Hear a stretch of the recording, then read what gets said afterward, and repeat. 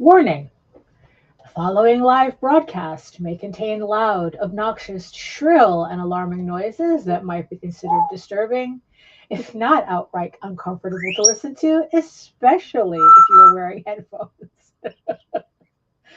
I share my office space with an African gray parrot and two parakeets, and I have no control over their behavior while I am live streaming. Unlike my regular videos, where I have the opportunity to edit them out as best as I can. And even then, it's a little difficult.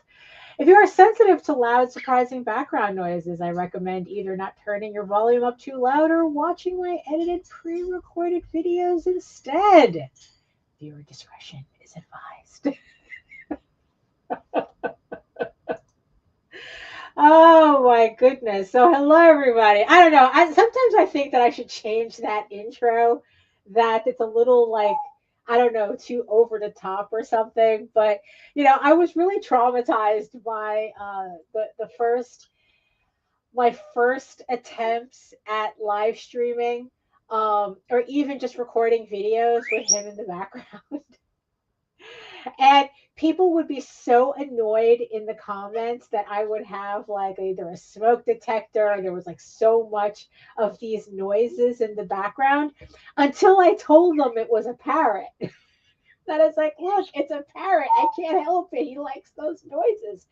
And then once I told him it was a parrot, there was like, oh my God, it's so cute, and blah, blah, blah. Like all of a sudden, the exact same noises they were up my ass about being annoying now was like the cutest thing in the world because, oh, it was a parrot doing it. It's not an actual smoke detector that I needed to change batteries in or something. So I don't know. Maybe I should just leave it. Who knows? Who knows? So let me see who's joining me today. Hello, Afrain. Hello. And of course, here's Lou and Joseph. Hello. Good afternoon. Welcome, welcome to another edition of the Egoworks DRAWStream.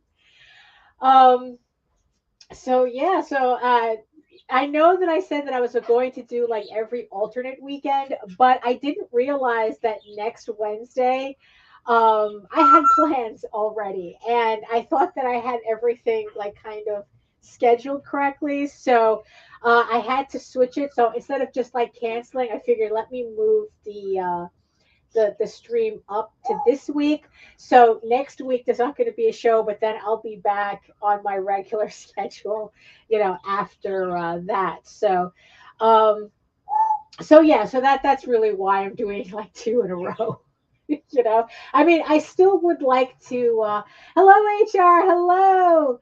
I still would like to just like keep my alternate schedule. Just because I don't know, it just works out better for me than doing like a vlog every week and then a live stream every week. And one of these days are going to have to fit in. I'm just going to have to sit down and force myself to finally put together my Monster Erotica vlog video. I have it all set up, but I just hadn't had the time to get to it. There's just been so much going on, and I've just had to make sure that everything is prioritized the way it is to make sure that I do everything. And that video just isn't a priority right now. So, oh my goodness. So, yes. So thank you everybody for joining me in the chat. And yes, I see you, my beautiful eyeball people watching from regions beyond. If you are joining me from YouTube, feel free to also join us in the chat as well. And while you're here, make sure you like, share, subscribe, and hit that notification bell so you get notified whenever any of my shows go live. And if you are joining me from Twitch, hello. Hello again.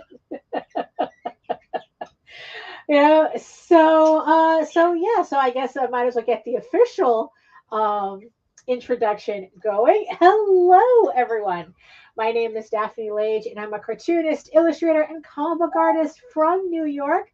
I have been self-publishing comics since 1992, and you know what that means. You really want to know my process? Absolutely. Usually starts with a holla and ends with a creamsicle. And then if there's time in between, Thundercats. Ho! And I am the artist for the Furry Fantasy Adventure Tall Tales and the creator of Eager Raven, Heir of the First Unicorn, a medieval fantasy drama you can read online at egoworks.com. That's EGOWORKS. Also, if you are following the Kickstarters for Eager Raven, the pre-launch for Eager Raven issue 12 is in the chat. So you can head on over to Kickstarter and you can click that notify me button so that you get notified when the campaign goes live. I'm currently working on issue 12 right now, so I don't have an exact date as to when I will be releasing it, but even more of a reason to go click that notify me button. I am also co-host with Nina Lanning on the Rage Into the Vlogs show every Monday at 11 a.m. Eastern, where we talk about life, comics, and everything else in between, which might not have anything to do with anything, but we talk about it anyway. And last but not least, if you want to check out any of my previous vlogs or live streams or anything like that, you can check out all my videos on how I make my comics here on YouTube at my channel at Daphne Lage, Lage Art. And like I said, make sure you like, share, subscribe, and give a little comment. It's like, do you like, do you like these things? Just leave me a little comment, a little emoji in the comment section.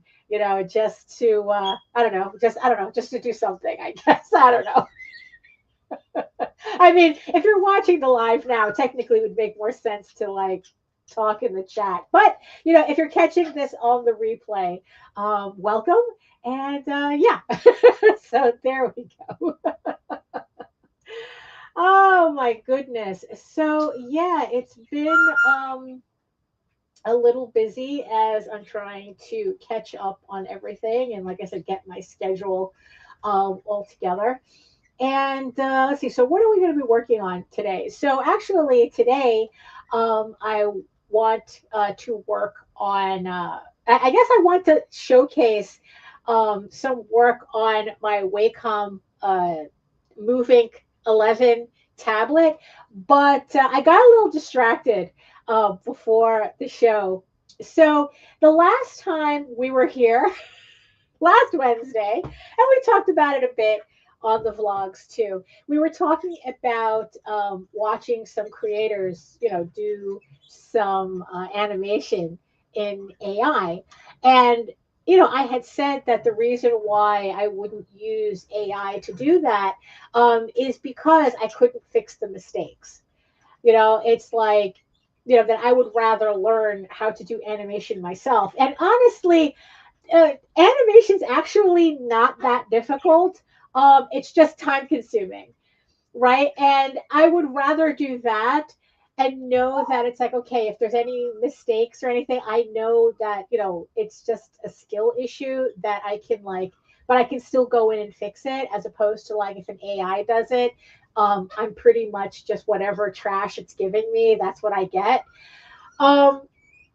So that reminded me, well, actually, even before that, right? So, well, it did kind of remind me of something. It's like, oh, wait a minute. It's like I kind of do have this little animated sequence that, that I did initially for my comic.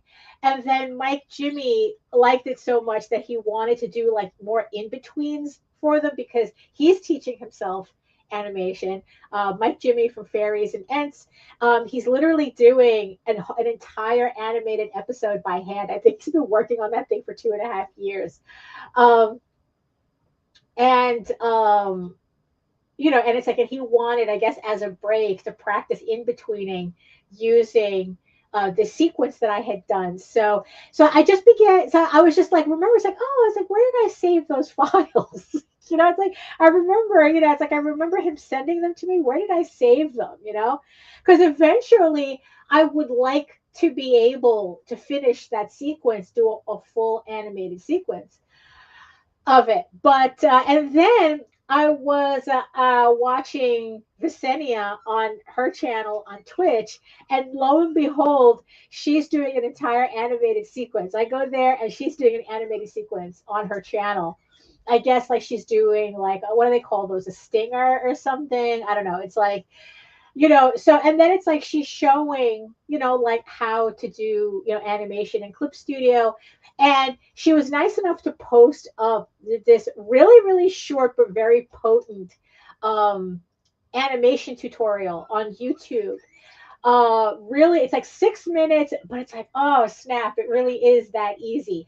Like I said, it's easy, but it's easy in terms of okay, I can do this, but the where it gets kind of complicated is actually drawing out the sequence, because depending on what you want the characters to do, I mean, like a very simple short sequence could be like 18 frames.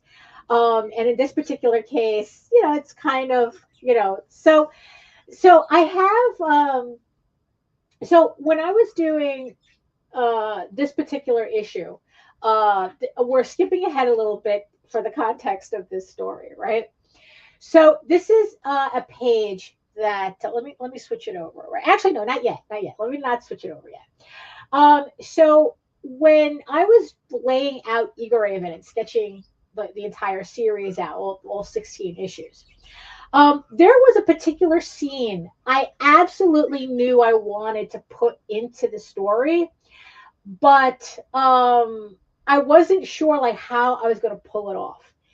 And the reason I was really intent on putting this scene in was because I was very inspired by, of course, Wendy Peeney's work on ElfQuest. And there was a particular sequence in here. Now, that kind of like struck me, that it's like, it's like I would really like to try something like that, on, in my own book.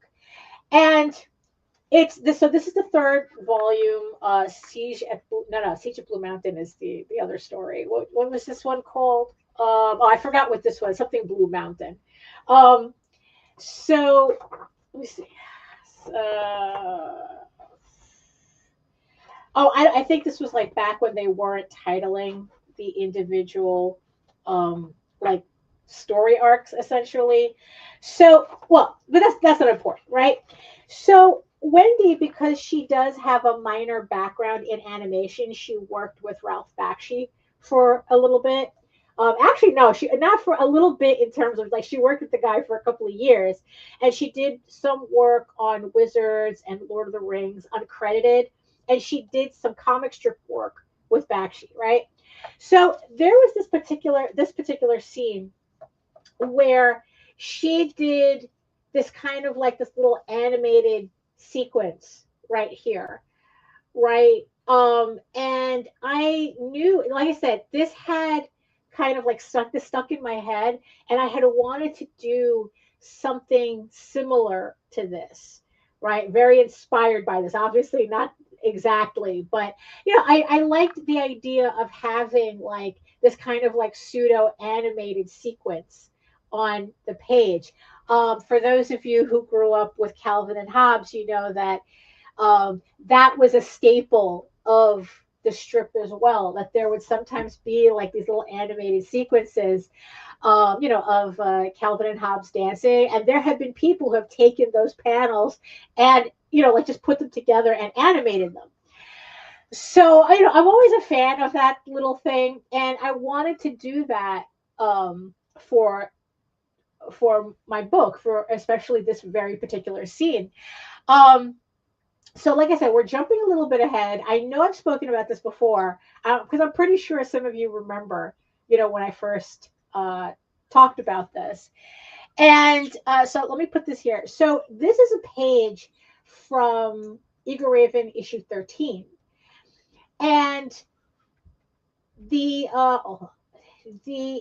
and here, so it's a sequence of Egoraven and Daniel dancing. So it's not just, and so technically I'm not drawing out one character doing something in a sequence, but two characters, right? And this is what the final layout for this page looks like. And you know, and I have this sequence 1, 2, 3, 4, 5, 6, 7, 8, 9, 10. I have this sequence of 10 frames essentially, just to make this one comic book page, right? Because I don't know. I think that for a scene that where movement is incredibly important. I really wanted to get that across. And what better way than an animated sequence, right? But animated in the loose sense of the word, right? Because obviously this is a still page, right? So it took me a while to actually plan out this page, because I had to watch a lot of videos on like competitive ballroom dancing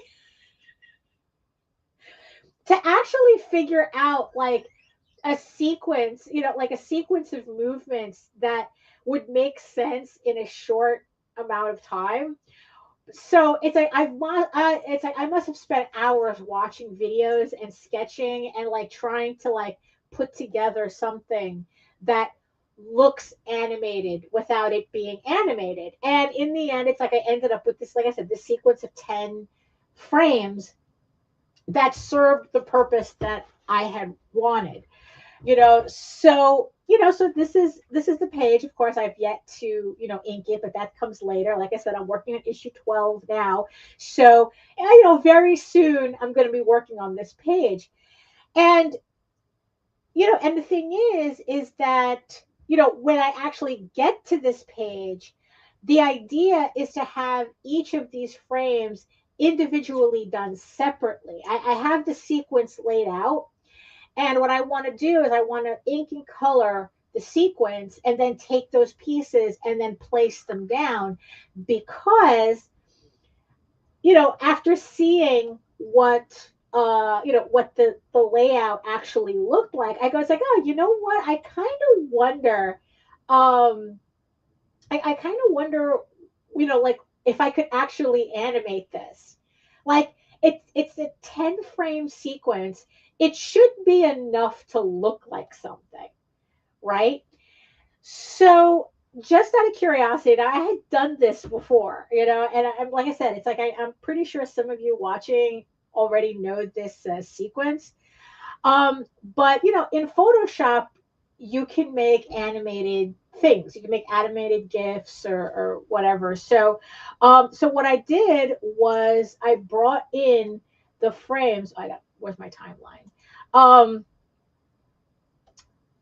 brought in the frames that I drew. And remember, it's like this was meant to be kind of like a static animation. I didn't I didn't really make this to be animated, but if it works, right? So, okay, so we have our 10 frames, and I played around with it for a bit, and I got it, and I got it to a speed that I like, and this is what happens. So this is what happens when I just run the sequence, you know, and like even in this very, very rough stage, I mean, I'm just completely chuffed by this, And it's like, okay, so when I finally ink this, right, what I want to do is I want to take the sequence of 10 and and it's like, and just do an actual animated piece with this, just animate it so that it's in color and it looks nice. And I'm actually looking forward to doing that, right? So after I showed off this little thing, right, so Mike Jimmy contacted me, and he said that if he could take, like, if I could send him the sequence of 10, and so that he could in between it, to relax, like he took it as a challenge to, like, to put in the in-betweens. And it's been a while since, cause he worked on it a little bit, and then he had to go back to his own animation. So it's not, it's not really complete. right? But I was looking for it because I haven't looked at it in a while, because it's like, if he's in betweening, what I want to do is like, okay, so we have this set of 10, but it's like, well, what if I add in his in betweens, right? So I found his file. I thought that there was going to be like a Clip Studio file. I could have sworn there was one. I don't know if I lost that file or not, but either way, I was able to import this into Photoshop, into the timeline. And, this is kind of like, so this is like what he was doing. He was doing like, like it literally in betweens. Like, I think it was like, it's not that he wanted to finish the sequence. He just like completely, I guess he just wanted to see if he could just in between it. Right. And now, mind you, from my 10, this particular sequence has 66 frames. So the original one has 10 frames, and now with the in-betweens, it has 66 frames. And in the end, that's really, like that's really what takes time with animation. So I put it in, and then I put in, so this is what, he was doing. So this is what it looks like. This is the work that he did. Um, which is like it's just really funny how you could like, it's not complete, but you could see what the difference the in-betweens do, right? So, again, it's like just looking at this again, it's like, oh my God, it's like, I would have to finish this. Like, so it's like going from 10 frames to 66 frames, but you see the difference that those extra frames do, right? And, and it's like, it's rough, but, like I said, it's like, I'm so enchanted by it, that, this being, it's kind of like, this is like a collaborative piece, and it's just like, I don't know. It's like, I just really, like AI, sure, could I dump this into an AI and it could like finish the shit for me? Yeah, but like I said, what's the fun in that? For me, that doesn't mean anything. I'm not, it's like, right. It's like, that's the thing though. That's how I feel about this, HR. I mean, that's kind of like the point of, why, like why in the end, it's like, as much as I was tempted, it's like in the end, it's like I have no use for it, because it's not, that's not the point of what I want to use it for. Like I said, I want to use, try to use AI for data aggregation. It's like to do bullet points for me, to put together, like, just like information, right? Not do this. I'm not interested in it doing this.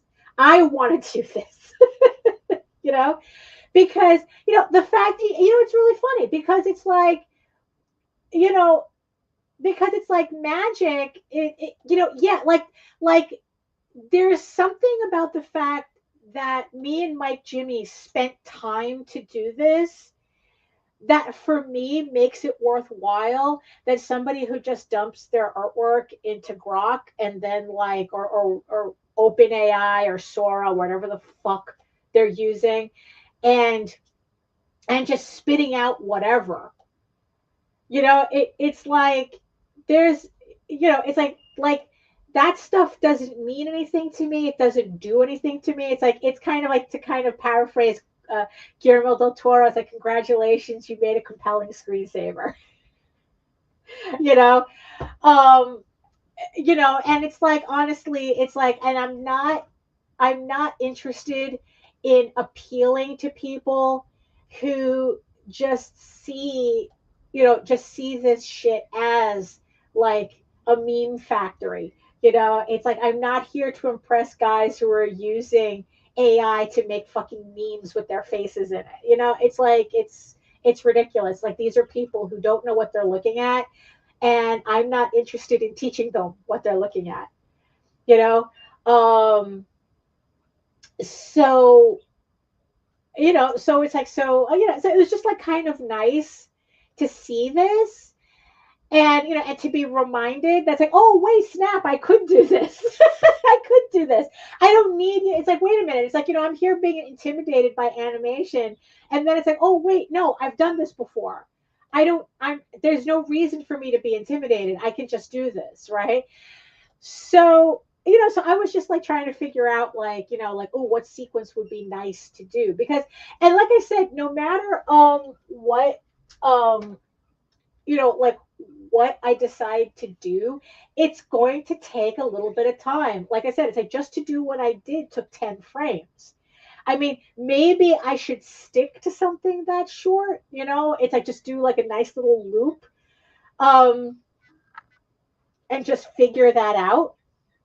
So but yeah, it's like yeah, that's limited animation like Scooby-Doo and Hanna-Barbera, where it's like they only animated like very particular things. um and yeah, like I probably want to try something like really simple, like just like, you know just like animating hair or something, like, hair in the wind. That seems to be like, okay, it's like at least that I could do something like that where it's like very limited, but it's just like one part of the body, moving. Um, Also, the other thing that I have done is done PNG tubers, which is kind of similar, where it's like you're animating. Like I only had to like do a variance for the mouth, just to get it started, and then what I've done is that like as I learned more how to do that, I was animating more body parts, like the ears or a tail or the hair. And it's like, okay, so it's like as long as I like kind of keep the build up slow, like I'm not going to confuse myself, because that's kind of um what I was always afraid, like kind of like, oh, I'm going to end up confusing myself. But the funny thing is like I did this without, without even thinking about it. It's like, okay, I was just doing this to put it on a static page. And then before I knew it, it's like, oh, snap, I have an animated sequence. I really didn't think about it. Like I said, I was watching all these ballroom dance videos and sketching, and before I knew it, I had this. So and honestly, this is actually pretty complicated because, like I said, it's two characters. Um, so yeah, so that's just like kind of like I said, I got distracted way before, like before the show. Um, but yeah, it's like, hold on, let me just change this. So yeah, so that's pretty much what I was like kind of like playing around with, and just like remembering, right, that it's like, oh, it's like, I really don't need AI to do this, and I don't care to. It's like I didn't need it before, I don't need it now. So it's like I can draw my own shit. So that's in the end, it's like that's how, I'm pretty much just wiping my hands of that conversation. Um, it's like I heard some very, very interesting talking points recently that made me want to use it even less, more out of spite. you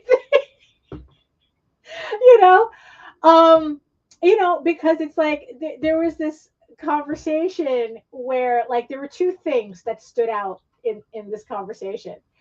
One, the the fact, well, the fact that artists' opinion on the matter didn't matter, and that I was very foolish to think that artists were important at all in anywhere in this conversation.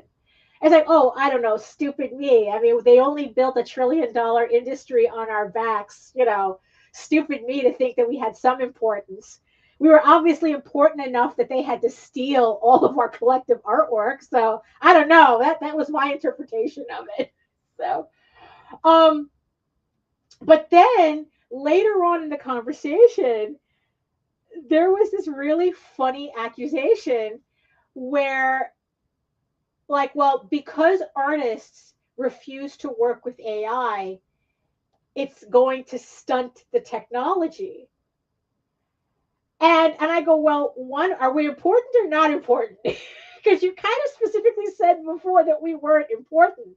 Now you're saying we're so important that AI can't develop because artists refuse to use it. And honestly, it I don't know. It couldn't have been more clear to me at that moment, because the only thing that popped into my head when, was that meme that goes, then perish, then perish, you know, and it's like, you know what? It's like, nah, I don't need to use it. I don't need to use it for art at all. And, and it's going to stay that way. I'm going to use it for what it's good for, which is data aggregation. That's it. You know, it's like, that's what it's for. You know, it's like, you know, that's it. There's no reason for me to use it for anything else. Why? Because I can do this shit on my own. I can do this shit on my own, and you know, and I don't need a machine. It's like, I don't need a machine to do it for me. It's like, that's, and especially one as, you know, questionable. It's like, and you know what? It's like, look, that's it. Then perish. If AI needs me to enhance, to move the tech, it can die right now. It's like, look, just be the glorified Google that you are. Just be the glorified Google that it really is. Go find cancer before it develops 5 years before it shows up on a mammogram. That's fine. Go do that, right? But doing my animation for me, nah, I'm good. I'm good.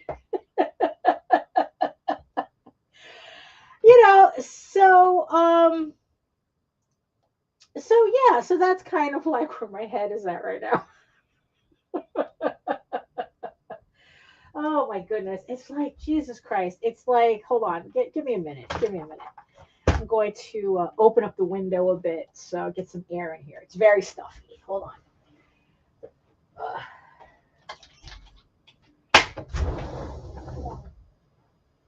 Even though it's like, what is it, like 30, 40 degrees outside, but you know, uh, it gets very warm in here. When I don't want it warm, it gets freezing. When I want it warm, it doesn't. It's this, it's a greenhouse in here. But okay. So let me just. Where's my cursor? Okay, so what am I doing here? What am I showing? Desk. There we go. So in the previous episode, I've spoken about my new Wacom Move Inc. 11. And what's funny is that it was supposed to be something that I thought what I would use side by side in conjunction. Well, that I would use in conjunction with my Wacom on my table. I have yet to really go back to using my Cintiq.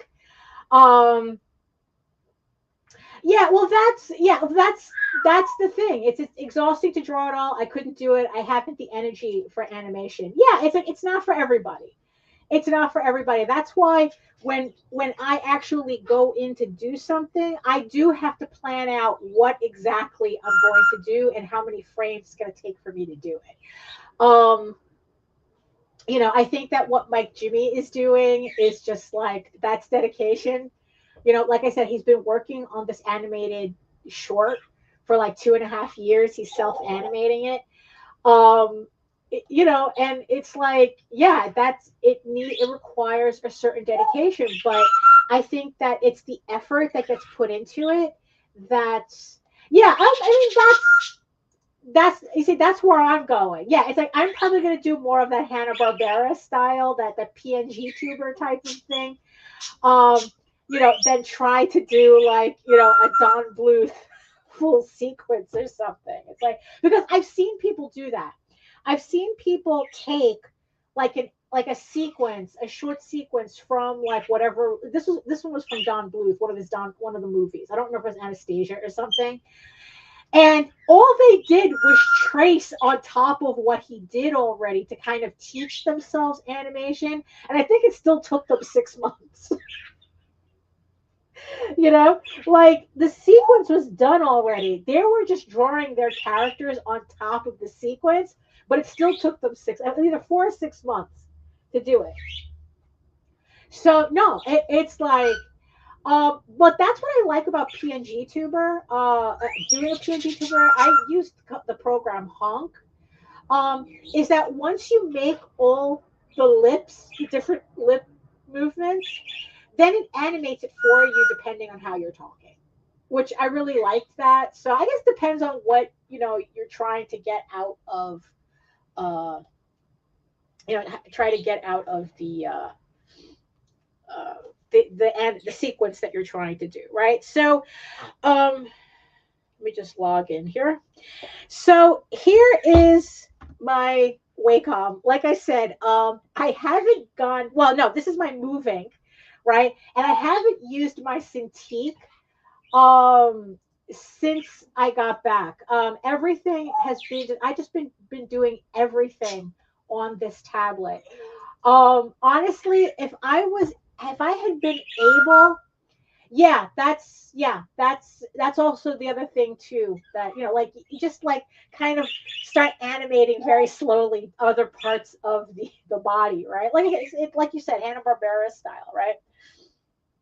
So and yeah, so it's like I've been just working exclusively on this since I got back, because as much as I was trying to get my Cintiq, if I had gotten my Cintiq to act exactly the way this is, I'd be on my Cintiq, right? Because it is a larger screen and I would have liked to do it. But the problem is that it seems that the Cintiq, the 16 Pro that I'm using, it's glitchy when it comes to the touch feature. Like it's supposed to have a working touch feature, but it's incredibly glitchy. And from what I've read, it's very difficult to get it working. I guess like it has some kind of conflict with Windows, and you can't get the touch screen to work correctly. So because of that, yes, Ephraim, it's Life on Quora. Yeah, Life on Quora. That's Mike Jimmy's thing. So I wasn't able to get this to work with touchscreen the way I was able to get it to work here. So because of that, I've just been doing my pages on this screen. I mean, it's 11 inches compared to the 16 inches that I have on the Cintiq. But because of the way the touchscreen works, I would have never have noticed. Oh my goodness, so good. There are moments I'm glad Nina's not here.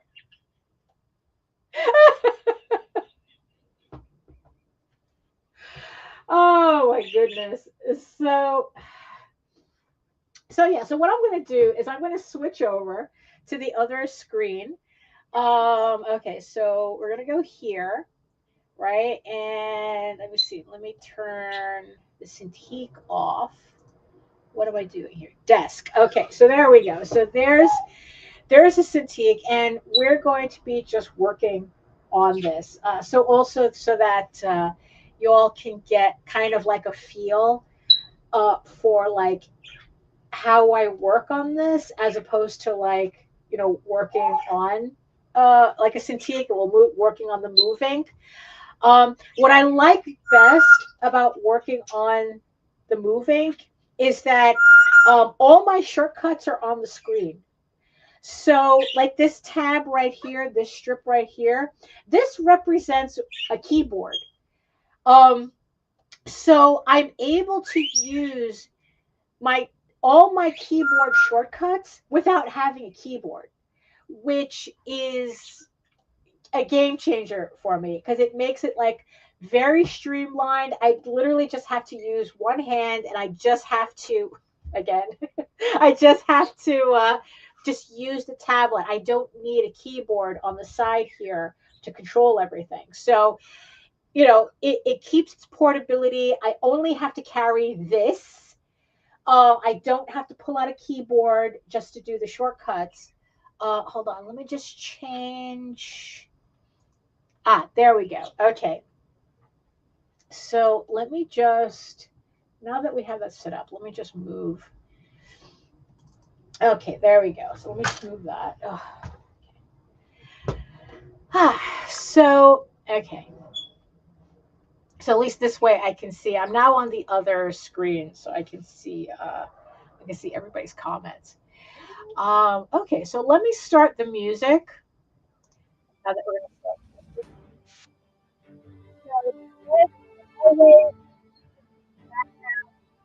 It's like I'm competing with it. Just tell me and I'll lower the volume. So, okay, so what I'm working on, this is page 20 from issue 12.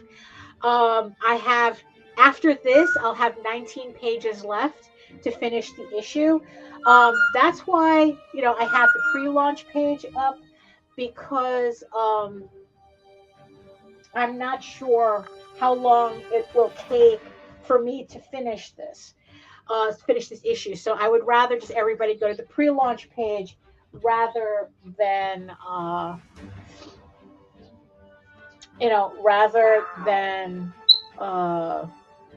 like try to guess a launch date. So at least that way, if you're signed up, again, link is in the chat. You'll get an email that'll notify you when the campaign goes live. So, and of course, I'm going to be telling everybody once the issue's done, right? So okay, hold on. Let me just set up. Make sure I'm on the ink layer. Yeah. Okay. And and also what I like is that, like when I'm inking, I could just close off the side layers here, which gives me more room. And also by closing it, I'm not accidentally pressing stuff. Because the touch screen is sensitive. So even though I have like every superfluous option turned off, sometimes I can still like accidentally press things. So at least this way, if I'm on my ink layer, I can just close the tab so that, and then just work,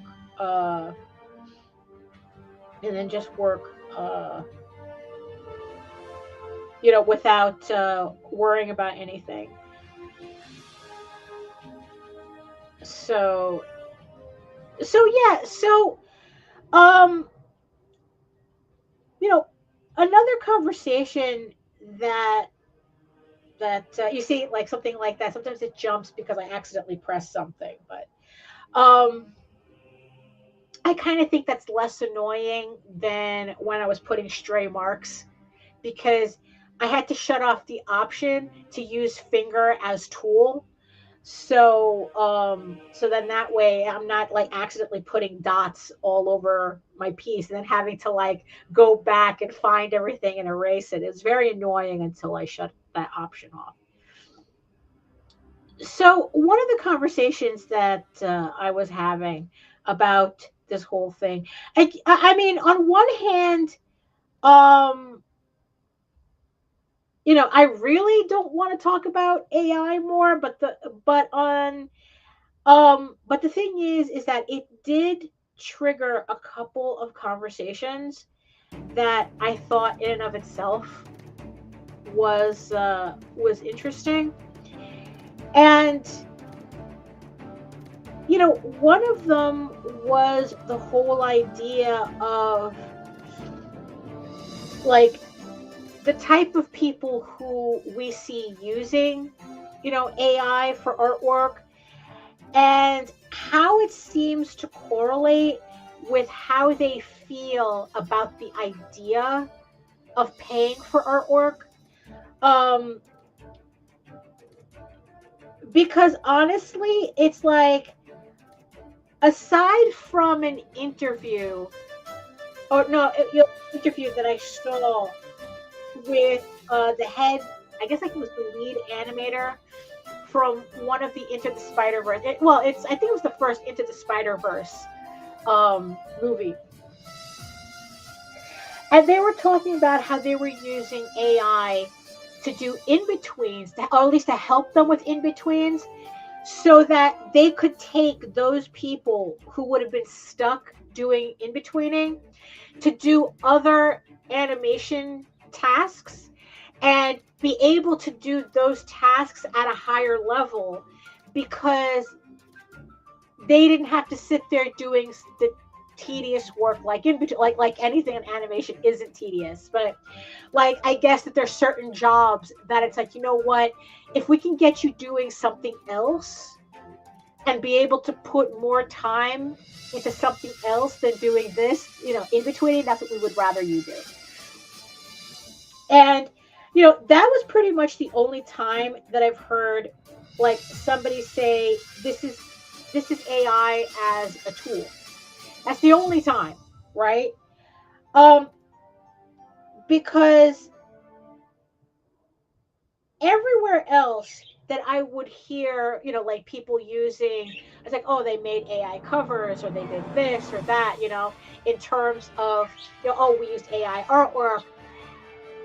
The main reasoning that they do that for is that, well, I'm broke and I can't afford an artist, or yeah, I can afford an artist, but why should I? Why should I pay for an artist if I don't have to? So pretty much the whole basic, their whole reasoning behind using AI is not necessarily as a tool, but as a way to not pay people. And it's like, well, that's kind of strange, And and it's like, and of course, as an artist, I'm biased, but you know what? So are the people who argue for AI. They're just as biased too. If their bias is not having to deal with artists, or that's a bias. It's like, it doesn't make their their argument any more rational or less rational. It's like, it's like, I don't like the idea of my skill being flattened out in a computer program, so that you don't have to deal with me. And they don't like the idea of having to deal with me. That's what it, that's what the arguments, seem, the rationales seem to boil down to. That it's like, I have a right to not pay for your work. Essentially, that's what it boils down to. And it made me kind of like think about, like, if I can resent AI for anything, is more for the fact on how it revealed how many people really do resent artists and the idea of having to pay artists for something that they want. It's kind of like, you want Louis Vuitton, or and complaining that's like, why should I spend $1,500 on a suitcase or purse when I can go down to Chinatown and get a bootleg for like $100? And it's like, nobody in the Louis Vuitton store is going to try to convince that person otherwise. All they're going to do is say, well, I'm sorry that you're poor. That's it. It's like, I'm sorry you have no money. I'm sorry you can't afford this. I'm sorry that you're obviously not our target audience, right? I mean, nobody in a Louis Vuitton store is going to sit there trying to beg this person, no, we'll give you. It's like, oh, no. It's like, don't do that. It's like, here, it's like, we'll give you all these discounts and blah, blah, blah, and this, that. It's like, no, fuck that shit. They're going to like go, all right, so go. Right? and and I'm kind of, and and I realized that it's like, like buying, like people who, who it's like are saying, it's like, oh yeah, I use, AI to make artwork so that I don't have to, oh, because artists are so expensive. And it's like, in the end, instead of being upset about it, I mean, I think in the end, it's like, I'm like, okay, all right, good for you. Love that for you, you broke ass bitch.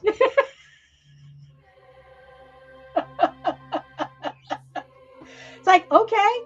It's like, you'll pay $60 a month for access to Sora, right? But no, you can't pay an artist, you know, to do shit for who will actually do shit for you, you know?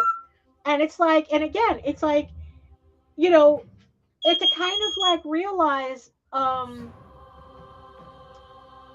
like how strange it is that they came into a space that required them to work with artists, that requires them. I mean, you're in comics, right? There is no angle you can come into comics and go, well, I don't want to work with artists. Like, why are you here? Right? But that's kind of the attitude that this technology has kind of made people comfortable, you know, saying, you know, that it's like, well, I don't want to work with, I want to do a comic, but I don't want to work with artists. I don't need to work with artists anymore. I could just go to, AI and just, put together whatever slop it gives me, and there you go. I have a book. And it's like, why are you here? It's like, really? It's like, I don't know. It's like, I guess like a cruder analogy is like walking into a brothel and complaining, why should you pay for sex when you could just masturbate on the floor? It's like, why are you here? You know? So, so the thing is though, so of course, understandably so, it's like artists have, um, you know, are having a hard time, with this, that it's like, holy shit, it's like, here I am studying this craft, right? To the best of my ability. And like, there's these schmucks who think that they're just entitled to it. What's like, well, if you're not going to give it to me for free or whatever, I'm just going to use AI. And again, it's like, what the fuck are you here for then? And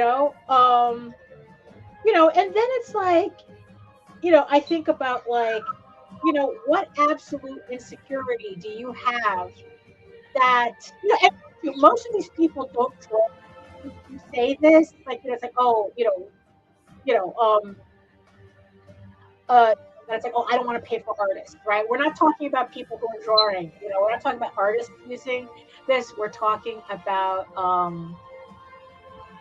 we're talking about, mostly what, because this is a thing, writing circles as well, where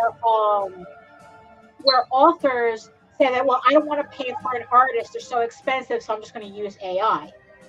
And the funny thing is that one of the selling points of AI is like, oh, it allows me to imagine anything I want, right? And then the shit they come out with is some just basic bitch shit.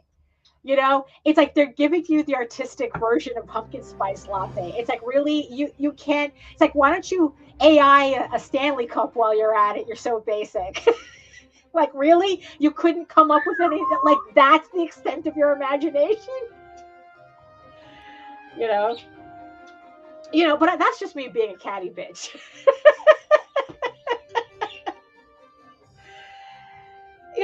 So, where was I going with this? So, so it's like, yeah, so it's like, so they're, HR, HR says, in some scenes in the movies, there will be butterflies, birds, spider. We will go as cheap as possible. So AI is our option for it, but it is a long way to arrive there, even if we get it made.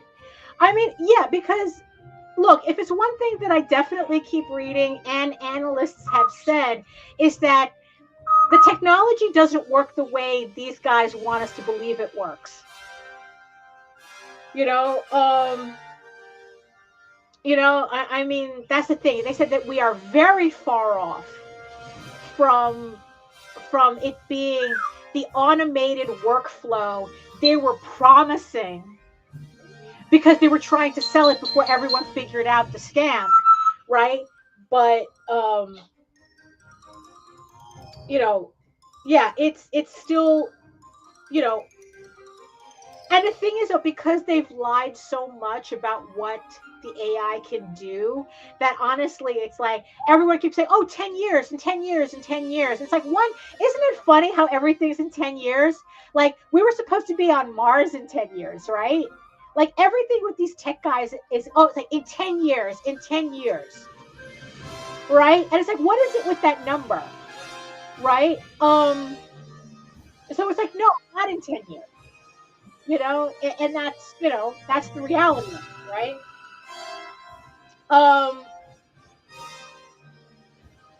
So, oh, great. What was my, where was I going with this?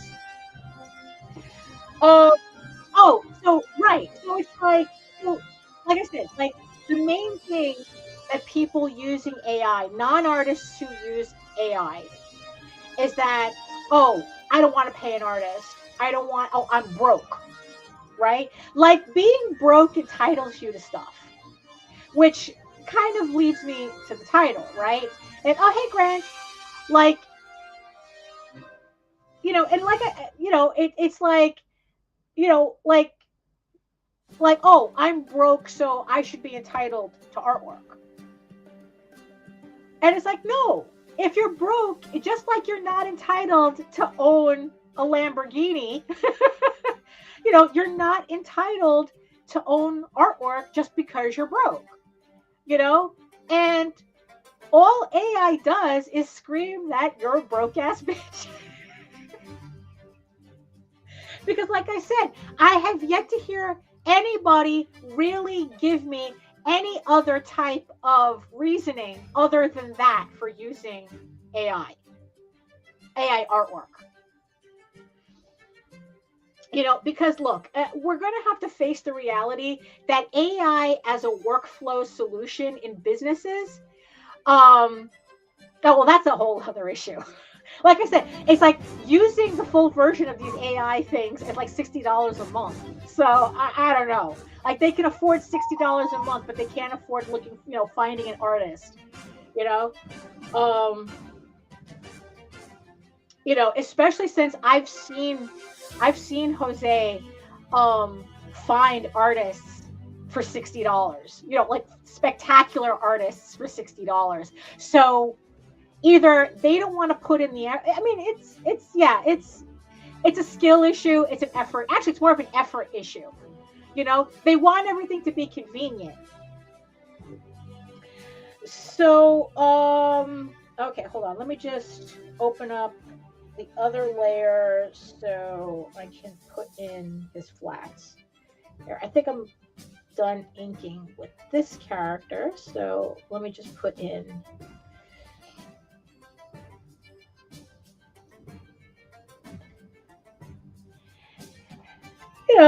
So, let's see,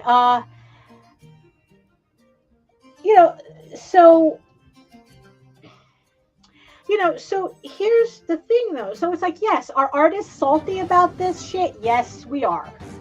Yes, we are. Even when it doesn't affect me directly.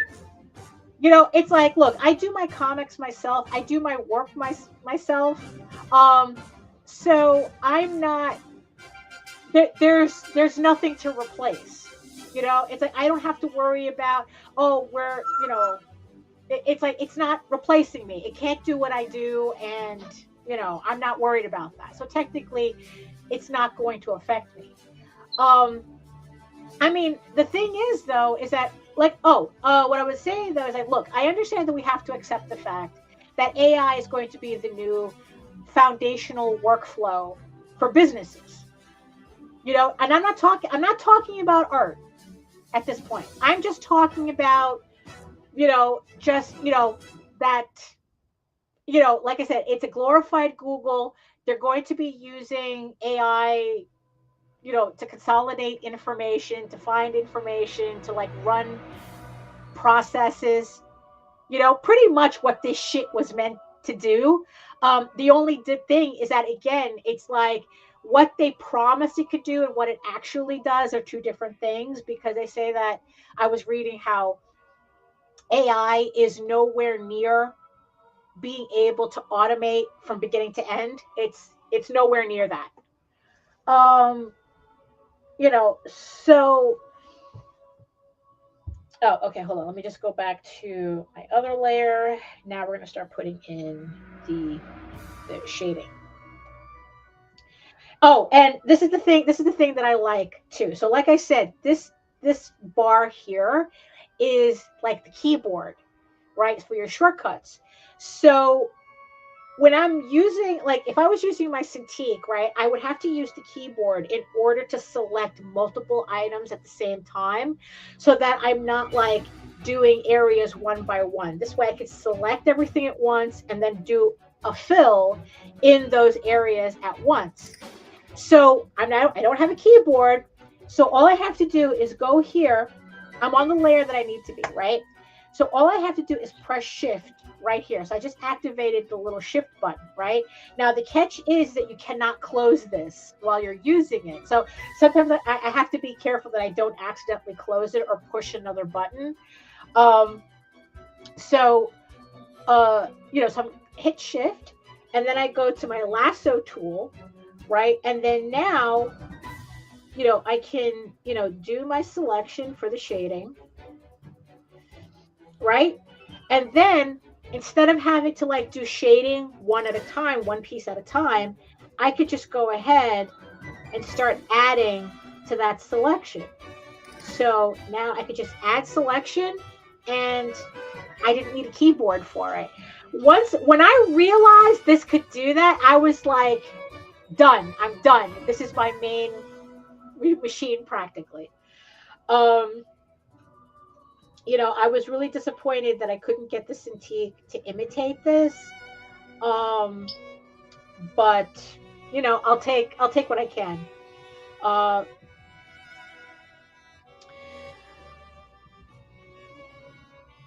You know, so yeah, so you know, AI as a workflow solution, which that it's like, okay, fine, we're gonna have to get used to that, because in the end, that's where we're actually seeing the application of AI. Now the thing is, though, the problem is that these tech companies want to sell this technology to movie studios, but movie studios are not having it. So that's where the problem is arising. You know, it's like, in the end, the only reason they made AI accessible to the average person is because, one, you're free research and development, right? And you're paying $60 a month for it, or $30 a month, or whatever. You know, it's like so they're trying to make up the money with the average person using this stuff. You know, because they have to make their money somewhere, because they're not getting the results that they want from the big companies that were their original targets. Now, well, where am I going with this? Yeah, where am I going with this? Oh, right. So, you know, so because it's accessible to the average person, right? Now, I know last week we were talking about, you know, it's like, you know, like, does the average person care, right? It's like, honestly, it's like, when it comes to our audiences, the average person is not our audience. So it doesn't matter if they care or not. They're not the people we're catering to. If you're doing indie comics, right. Um, so, but what it did was that, so, like I said, so what happens is that the technology allowed people to feel very confident in pretty much broadcasting how much they actually dislike artists. It's not that they don't understand what we do. They just resent the fact that we have something they want and they don't, and they have to pay for it. But somehow their withholding money is more accepted than us wanting to make money on this. Like, I had posited that AI for creative work would have been more accepted if these tech bros worked with artists first. If we became the first adopters, and then they moved it into the public sphere, right? But instead, I got laughed at, saying, "Who gives a shit about artists?" And it's like, oh, that's an odd thing to say, don't you think? Again, they built $1 trillion business on our backs. Why wouldn't we be important? We're obviously important. That if they had actually created this to be an actual tool that we could utilize in our work, they would have killed a lot of birds with one stone. One, artists would have embraced it, so they wouldn't have gotten the push that they're getting now, right? Not only that, but because we're using it, we're providing more value to the program itself, because we're adjusting, we're working, we're building the program based on our creative levels, on actual creativity, right? Instead, because they thought that they could push all of us to the side, and it's like, oh, the average person doesn't give a shit, then what happens is that they ended up with a situation where the AI doesn't have enough artwork anymore to feed off of. It's only feeding off of the meme garbage that people that are bored in their offices are pumping out. And what's happening is that it's tainting, it's polluting their base model. It's polluting their source, essentially. They're not getting they're not getting actual art to constantly upgrade the programming, right? They're just getting garbage. And remember, the first rule of computers: garbage in, garbage out, right? So so there is this problem with lesser and lesser quality. I mean, mind you, the quality was questionable to begin with, but now it's like lesser and lesser quality as the AI cannibalizes itself, essentially, right? If they had artists available from, like if they actually worked with artists from the beginning, they wouldn't have been having this problem, because, and like I said, it's like, I was told that it's like, oh, the opinions of artists don't matter in this situation, but because you assholes don't use it, the AI, the technology is going to be stunted. And it's like, well, which is it? Are we important or we're not important? And the thing is, though, if that's the option you're giving me, then, like I said, then perish. Because I don't feel an obligation to train this, to train this technology. Why do these tech pros, why is their entitlement protected and sacrosanct, but me saying that if they had worked with us from the beginning and actually allowed us to financially benefit from this, they wouldn't be having a problem? That's me being ridiculous. It's like, it's okay if they're capitalists, but it's not okay if artists are capitalists, that we don't financially benefit off of our work. But somehow it's our responsibility to train, to develop this technology. No, it's not. No, it's not. I don't need it. Most artists worth their salt don't need it.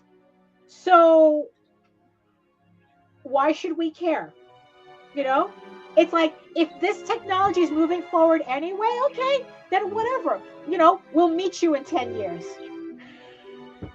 You know?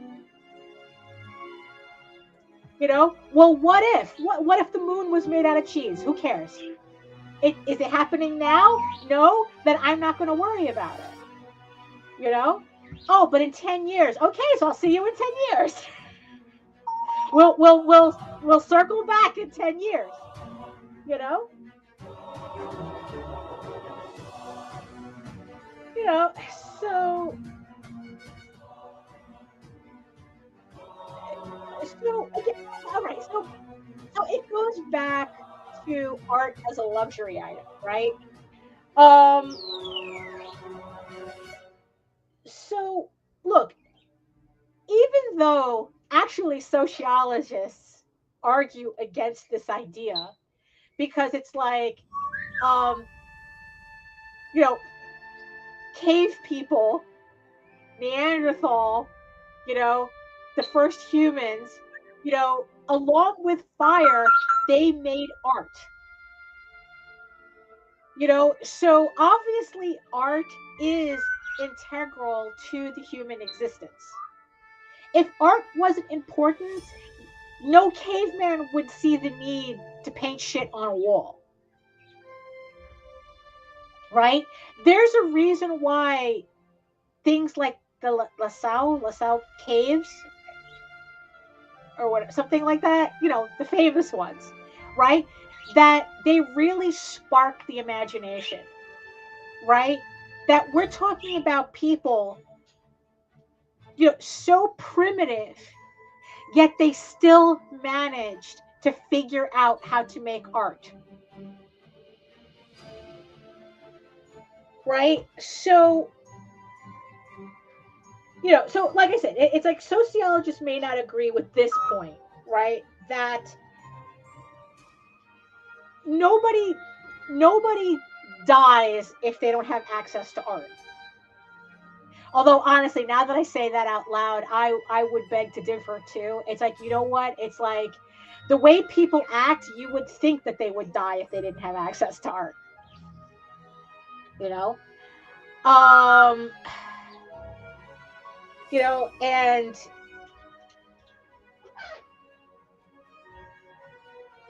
you know, and the thing is though, is that, you know, like there was this thing that I was reading on the vlog a couple of weeks ago, where according to tax records in the United States, there are only 10,000 people that are, I guess, like I said, through tax records, are recognized as artists out of a nation of 300 people.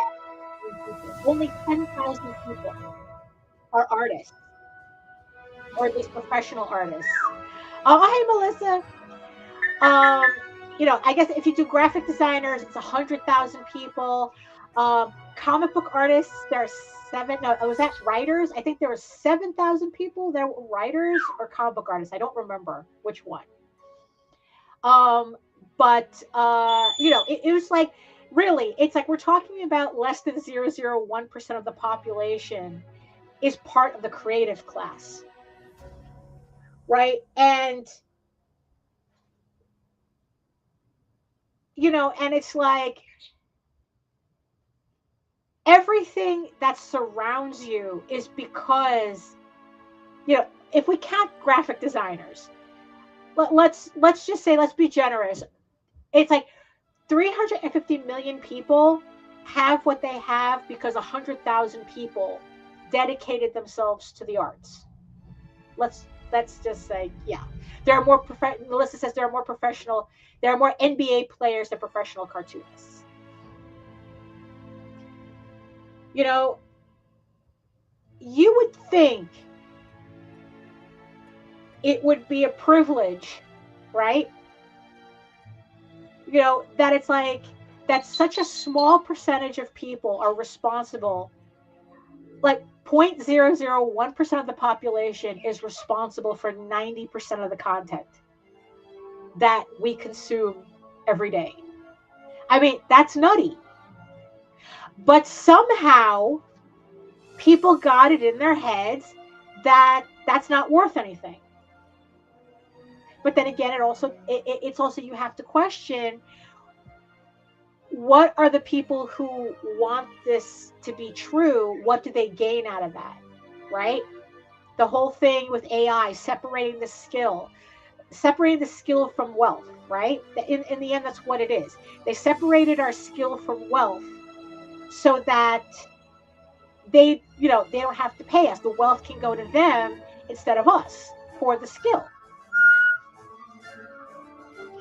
right? But even then, that's not really working, right? So, the thing is that what if, I mean, now mind you, this would require a collective mind shift on the part of artists, honestly. And look, we can barely, the Graphics Artists Guild has been trying to unionize artists since the 70s, and they haven't been able to do it. So to imagine a collective mind shift in artists ever happening is like, look, that I know is a pipe dream. And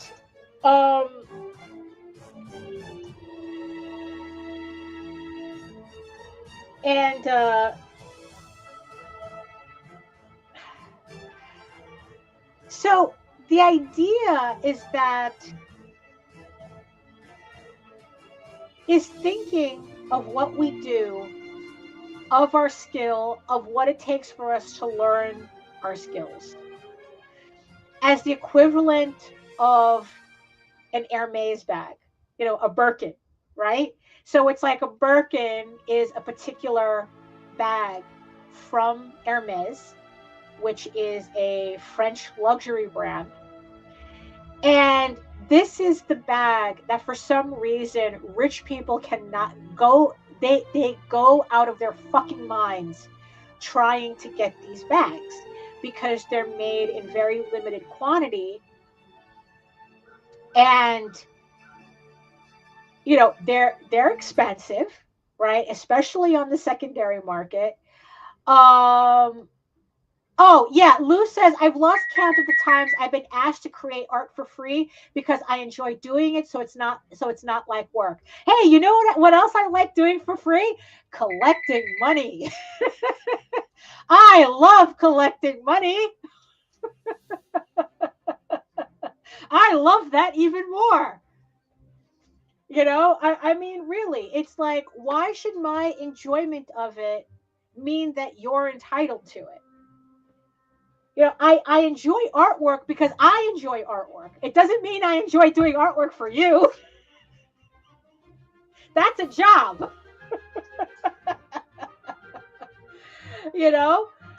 So,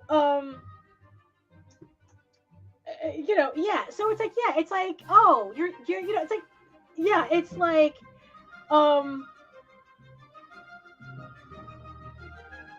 that's ridiculous. It's like,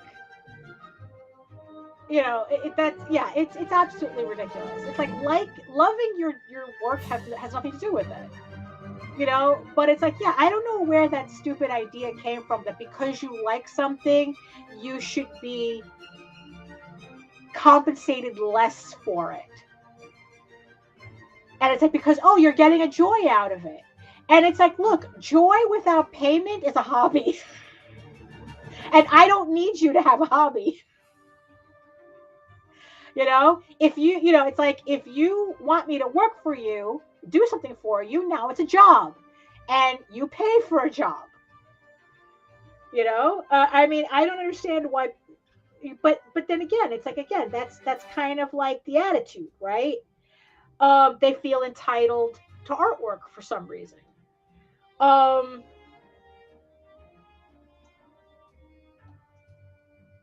So the idea is that, like, what if we collectively saw our work as not just the product of a job, right? But kind of like the equivalent of a Birkin bag. It requires a lot of skill. You need very specific people to do it. We're only 0.001% of the population can do this. You know, yes, the psychopaths are shutting us all down. They don't want artists to blossom. They don't.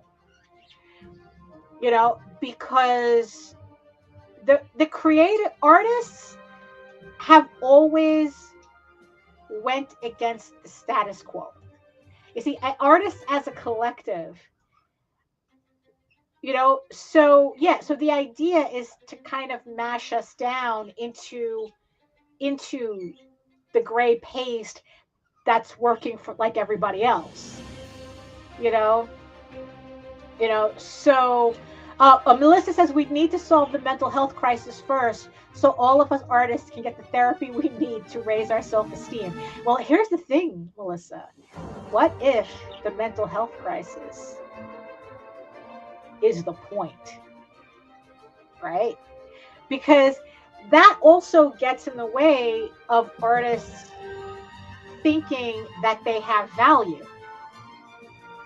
If every artist had great self-esteem, we wouldn't be in this situation, because it's like we would be able to like tell people to go fuck themselves collectively.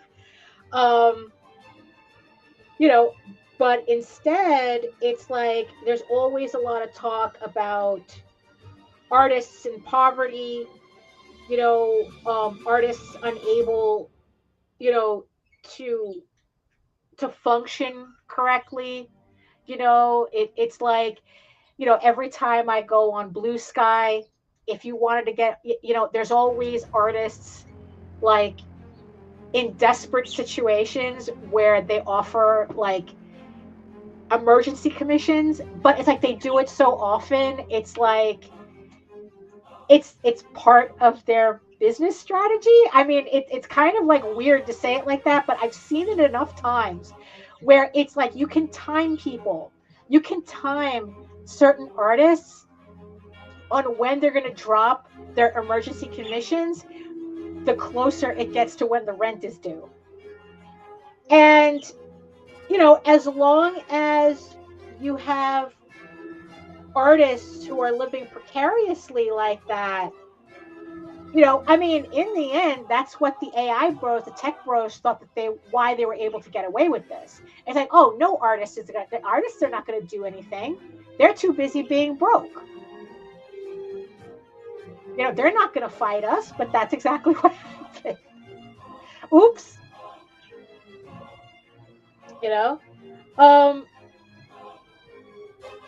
you know, but, you know, we're talking about like there's this one artist where like for the past several months, she's been offering up commissions to pay rent because her husband's out of work and can't find work, and it falls on her to make rent. But the problem is that she only charges $100 per commission. And I'm like going, you know, you could charge like 3 times the amount, do 3 times less work, right? And people would still buy the commissions. You know, I mean, that's kind of like that's kind of like the other thing that that goes along with the whole like the average person doesn't care. Lou says asking for free art is like asking for a free cleaning service. Come on over and clean my house from top to bottom, and if anyone comes over and mentions how clean it is, I'll tell them you did it. Oh, exposure! The top of Everest is filled with people who died of exposure. You know, littered with bodies.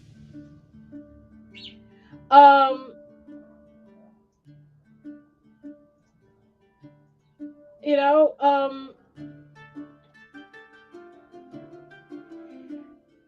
you know, so the thing is that, you know, part of the whole, you know, like, don't worry about the average person who doesn't care, because if they don't care, why should you? You know, it's like they're not important to what you're doing. They're irrelevant to what you're doing. And I think that the people who keep insisting that you should be cheap, that you should be inexpensive, that you should be giving them shit for free, that I think that they should be made irrelevant to your process. You know, people who say this, like, oh, if you don't give me this, if you don't give me artwork for cheap, I'm going to use AI. Again, someone walking. Do you think the salespeople at Louis Vuitton care that you're going to go to Chinatown and buy a bootleg? And I think we kind of have to like pretty much raise our standard, you know, because there are people who will pay for it. And you know what? Those are the people we have to focus on. We can't focus on the people who says, well, I can't afford it, so I'm going to use AI. It's like, okay, you're not my audience anyway. You don't matter to me. You know, and you know, so that's what I was thinking, that it's like, you know, remember when the Walmart Birkin went viral on TikTok, that someone had realized that a Walmart bag had the same design as an Hermes Birkin. So they go, oh my God, finally a dupe for a $15,000 handbag. And everybody went crazy, and it's like, and they all bought the Walmart bag, and they're all saying, it's like, ha, you see Hermes? It's like, we don't need, you know, to spend $15,000 on a bag. Do you think Hermes gave a shit? Do you think like Hermes, there was nobody at Hermes that went, oh no, Walmart has a dupe. What will we do? No, instead they went, okay, enjoy your plastic bag, pores. That's what they did. That's what Hermes did. You know, enjoy your plastic bag. We are going to continue being the standard for craftsmanship and quality for the people who will afford this, not for wannabes.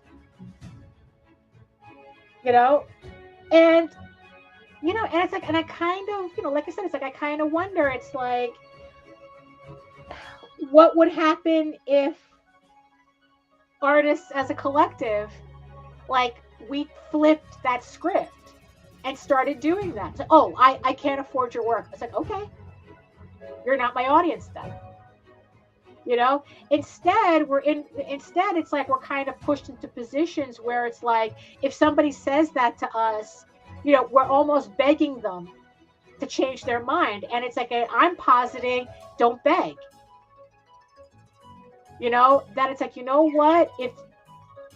Okay, enjoy your plastic bag. You want to use AI? Okay, enjoy your plastic bag, poor. You know, enjoy your Walmart. Okay, great. You know, okay, you want to cater to people who shop at Walmart? That's on you. I'm catering to people who appreciate an actual skill, you know, and the time that it takes to do this work. I'm not interested in people who are just like, who have, you know, the attention span of a goldfish, less than a goldfish, you know?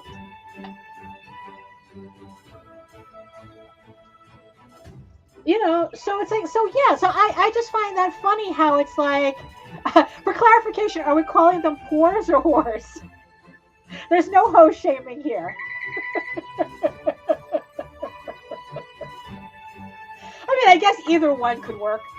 Like I said, I did make it the analogy early on where it's like people threatening to use, you know, like wanting, like coming into a space where they need artwork and then not wanting to pay for it is the equivalent of like going to a brothel and complaining, why should you pay for sex when you could just masturbate on the floor? It's like, why are you here? Are you lost, sir? You know, and it's like, you know, and the thing is, though, it's like, yeah, is, you know, Is it poor shaming? Sure. You know, but at the same time, it's like they're the ones saying that they're using this dubious technology because they either don't want to pay, or they're too broke to pay. So it's like, how am I supposed to read that? You know, it's like, you know, like I said, it's like Hermes doesn't care that you're buying a dupe from Walmart. That's not their audience. You know? And in the end, it's like, maybe that's the thing. It's like that we have to collectively go, well, you bitches are not my audience. It doesn't matter. You want to use AI? Use AI. I don't give a shit. You know? But in the end, it's like, you know what? You're not my audience. You know, if you don't want to pay for artwork, what the fuck are you doing here? You know, you need artists. You're in the indie comic space. It's in the name, comic, a combination of words and pictures, right? But you resent the fact that you have to pay for the artists. Like, what nonsense is that? Like, it makes no sense whatsoever. Right? Oh, hold on. Let me fill this in. You know, and and it's like, look, I'm just trying to kind of sort out my feelings with this, right? Because it's like, there's plenty. Like I said, there's, you see the videos and shit. It's like there's plenty of condescending motherfuckers who love nothing more than, oh my God, what is this with this patriotic music? It's fantasy. You know what? Fuck it. Well, it's like, you see these condescending motherfuckers try thinking that they could just put artists in their place.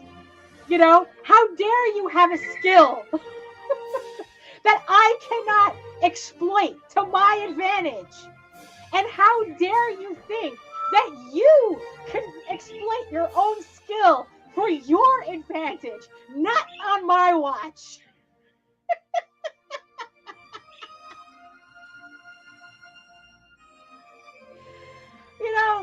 It's like, why is it that it's okay for these companies to be capitalist, but it's not okay for me to be capitalist?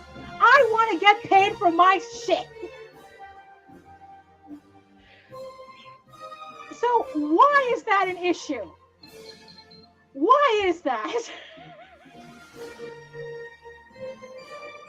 And by the way,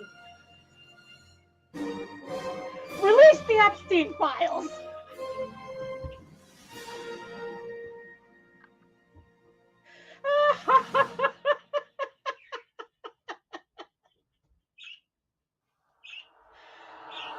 Oh, my goodness.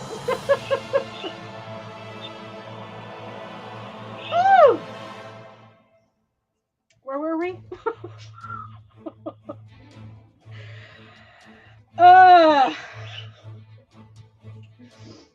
Oh my goodness. Look. Look.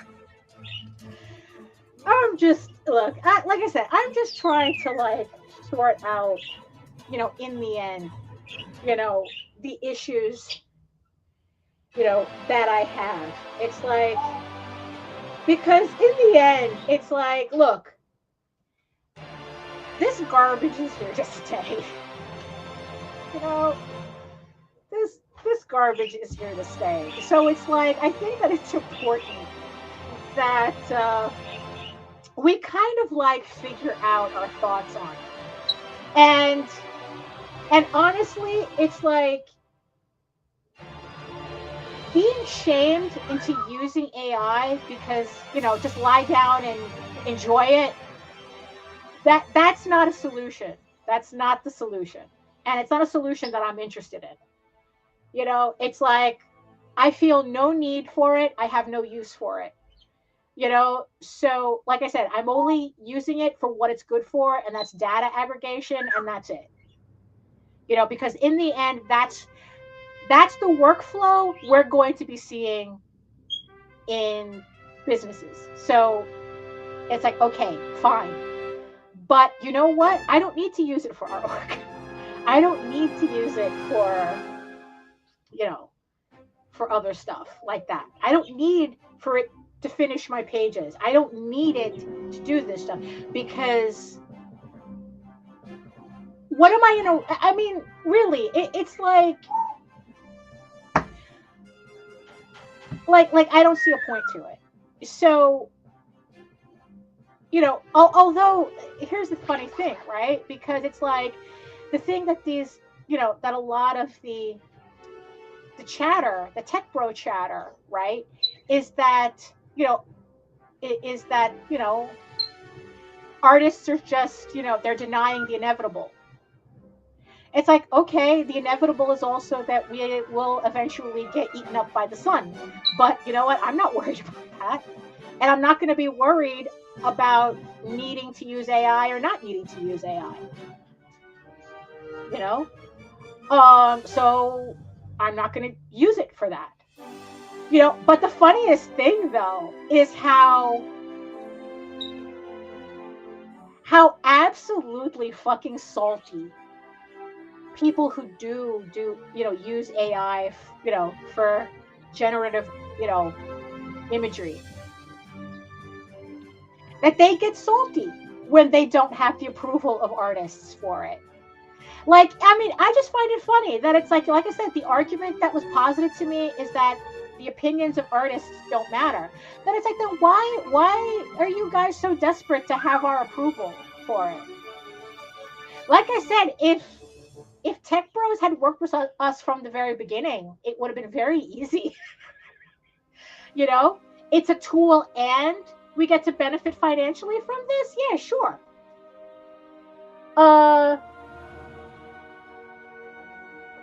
You know, oh yeah. The whole, Melissa says they reported that AI repeatedly kept recommending that companies get rid of their CEOs and executives to increase efficiency, and the execs are desperately trying to change that. Of course.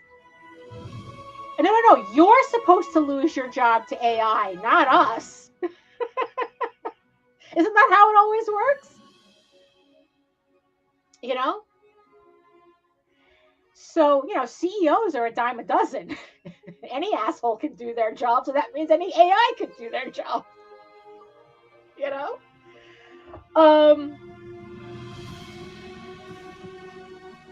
You know, you know, but that's always the funny thing, where it's like they want to use AI for generative imagery, but they want an artist's approval for it. Why? If we didn't matter, why do you care whether we care?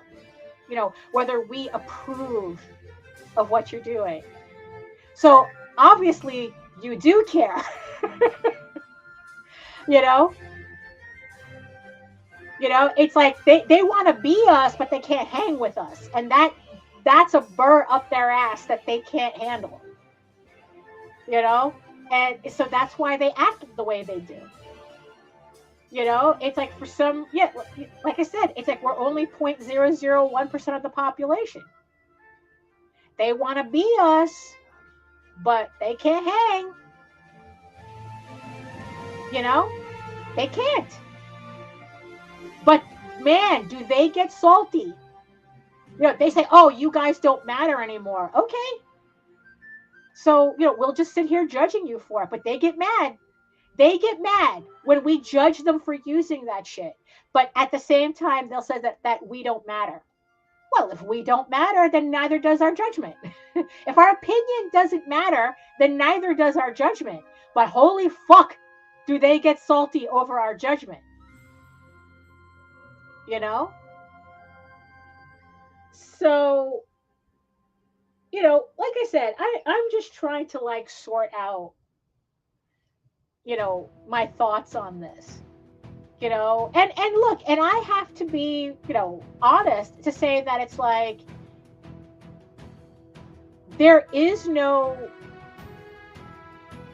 there is no way to have this conversation without any type of bias whatsoever. You know, and it's like, anybody who says that, oh no, I'm just having, I'm giving you rational whatever the fuck. No, you're not.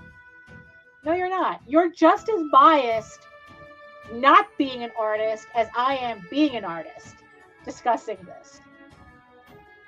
You know, especially, especially it's like when you're saying at the same time, artists are disposable, but you need us to build the technology, to push the technology forward. Like, you know, and it's like, and I think like once I heard that, I'm like, you know, I never have to worry about this again. I never do. You know? You know, because it's like, no, I refuse. I refuse. You are not entitled to my effort to build your technology that you're the one making billions of dollars on. You didn't want to deal with us from the beginning, so you know what? You don't get to have our attention now. You know? Then perish. Then perish. You know, have your AI, cannibalize itself because everyone keeps feeding it minion memes. You know, and naked, and naked pictures of Elsa. You know, good luck with that. You know, and it's like, you know what? Oh, but in 10 years, fuck it. I'll see you in 10 years then. We'll have this discussion again in 10 years. You know, we can, you know what? In 10 years, we can have this discussion about AI on Mars. How about that? Like I said, everything is 10 years with these guys. You know? Oh my God. You know, so yeah, so that's kind of you know, my thought process on it, that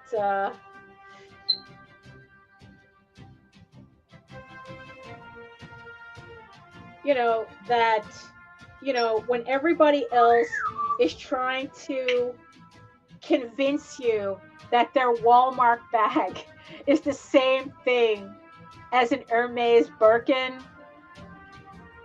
that I think all we can do is just nod politely. It's like, love that for you. Love that for you. Enjoy your plastic bag. You know? It's like, oh boy, your shirt's teaching me a lesson. You know, I mean,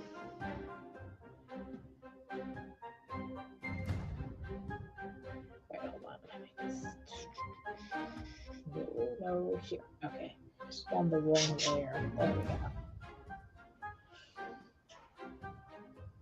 So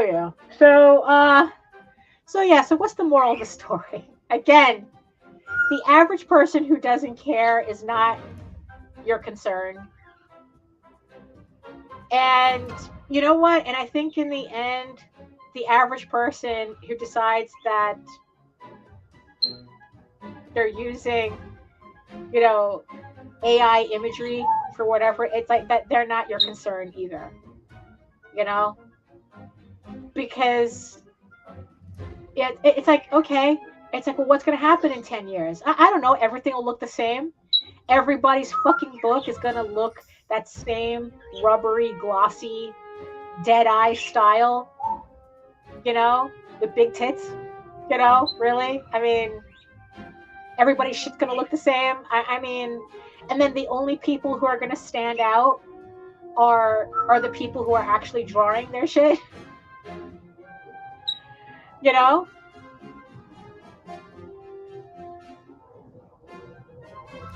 You know, see you in 10 years, I guess, you know? Yeah, that's going to happen in 10 years, you know? Oh, well, what if this artist starts using it or that artist starts using it? It's like, that's on them. That's on them. It's like, look, it's like, if you know, in the end, does it matter? I mean, it's like, look, it's like the people on Kickstarter who are using AI and making money, they were making money before they were using AI. And, you know, just because you all of a sudden started using AI doesn't mean anything. You know? I mean, any more than like doing a TNA sketchbook is going to make you buku dollars on Kickstarter. You know, that's really not how it works. You know, I mean, this is what happens when people just really look at the superficial and they think, you know, and it's like, and they completely ignore what's actually going on. You know? You know, I mean, it's like HR says World War III could happen. Sure. You know, maybe the future, maybe we're not even in the future we're all frightened of. Memento mori. Memento mori, everybody. You know, and honestly, it's like I'm at a point where it's like the future. That's not. Is it happening now? No. Then it's kind of irrelevant. You know, asking me to imagine 10 years from now, that's like, okay, well, what if the moon was made out of pudding? You might as well ask me that. What if the moon was made out of pudding? But what happens in 10 years? What happens? It's like, I don't know. What happens if we go to Mars and there are dragons on there? I don't know. It's like, what the fuck question is that? Eventually, the person paying someone to do AI comics will realize they can get AI to do their comics.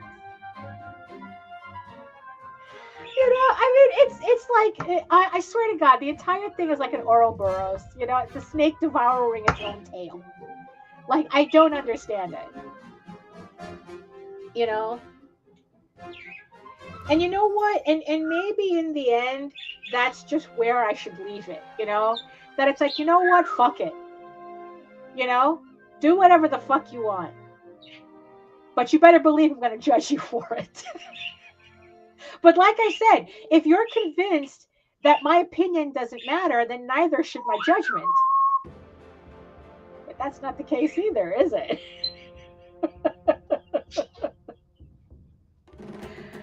Oh my goodness. I don't know. Maybe this is just me trying to make myself feel better, you know, about all this. It's like, because, like, I don't know, like, in the end, it's just, like, all so meaningless. It's just, like, oh, this is all so bullshitty. You know, in the end, what really are we, you know, upset about? It's like, honestly, it's like, is it really the technology that we're mad at, or is it the attitude that people seem to have been able to take with their whole chest about it? You know, and I think that in the end, I think that's the part. I think that's the part that that I think is the most upsetting. It's not the technology itself. You know, it's the fact that there are people who had no problems saying, fuck you, artists. Like, literally, just saying that. Fuck you. You don't matter. You know, it's like, fuck you, fuck your art, fuck your skill.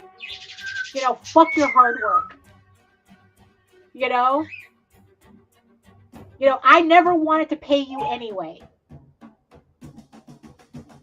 You know, and it's like, yeah, Lou says we're all sitting back with popcorn, sharpening our pencils, watching, waiting, right? And it's like, and what's funny, right, is that,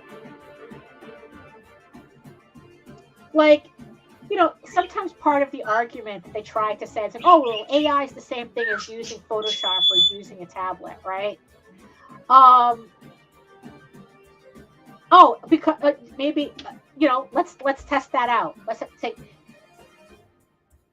Wacom, finish my page.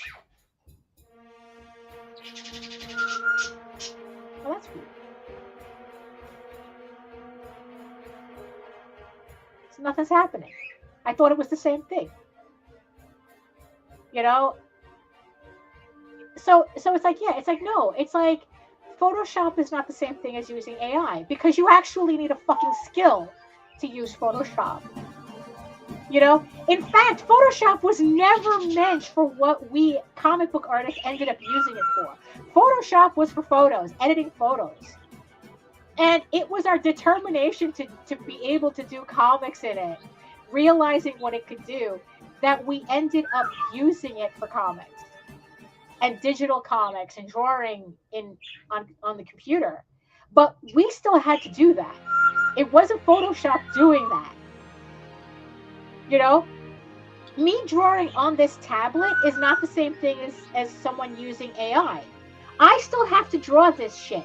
Are there people who, it's like, look, are there people who think that using a tablet is, you know, it's like, oh, that's not real drawing? Well, okay, one, fuck you.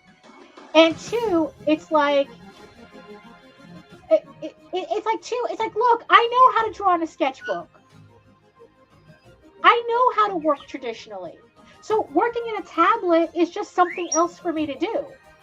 I know how to work outside of this technology. When there was a point that I thought my Cintiq was dying and I had to replace it before I got this, I thought I would have to pull out Pages again and work traditionally to get Pages done in the meantime, right?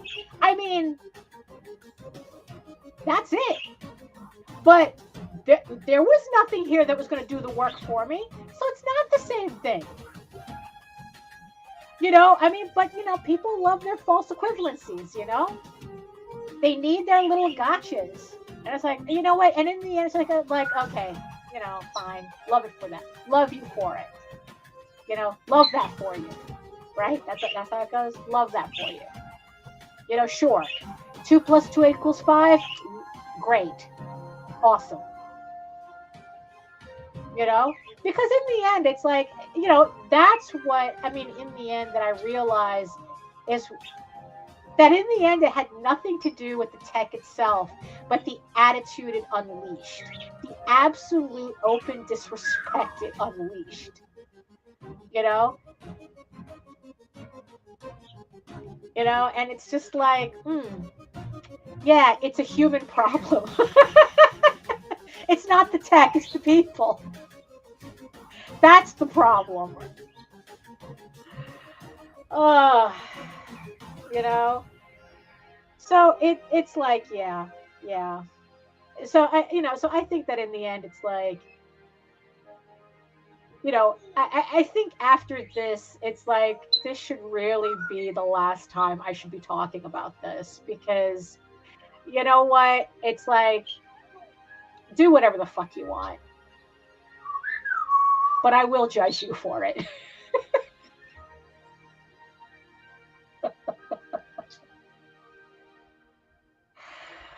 Oh my goodness.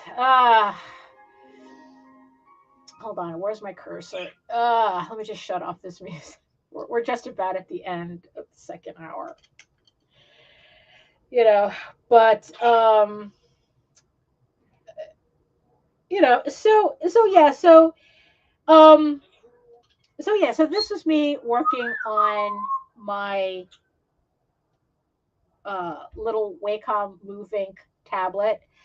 Like I said, if I could have gotten my Cintiq to do the touch screen the way this does, I mean, it would have been perfect.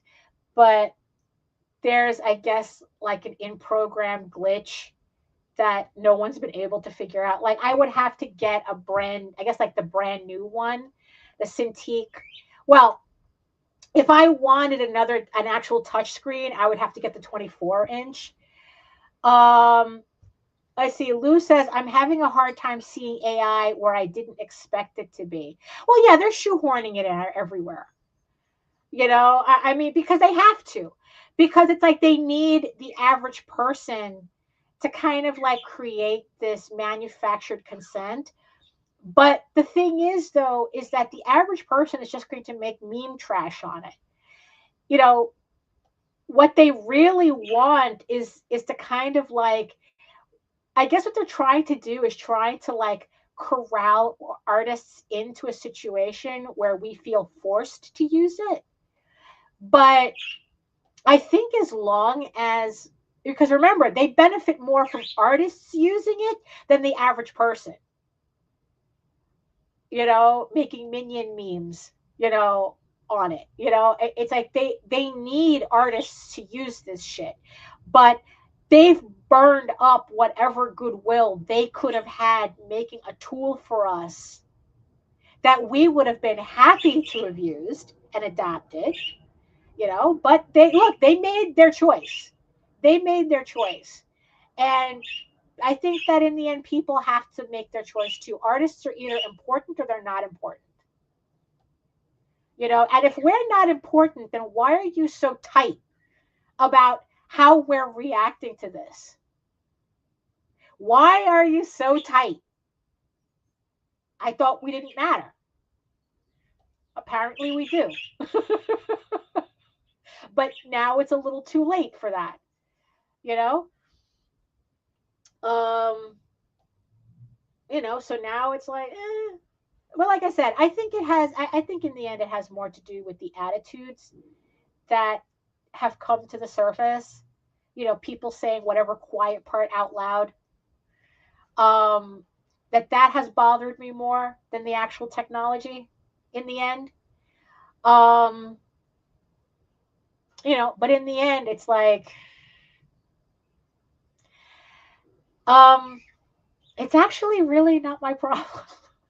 Like I said, it's like AI can't do what I'm doing, you know, and what I'm trying to get it to do, it's actually pretty bad at. Like, you can't ask it to do any type of creative writing whatsoever. It's awful. It's awful. Can I get it to do bullet points and shit? Yeah, sure. You know, you know.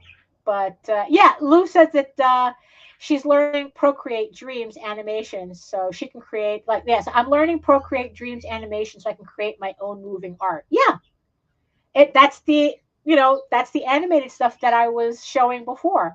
That's like I accidentally made animation. Here I am fussing about animation takes so long, and it's like and I accidentally made it.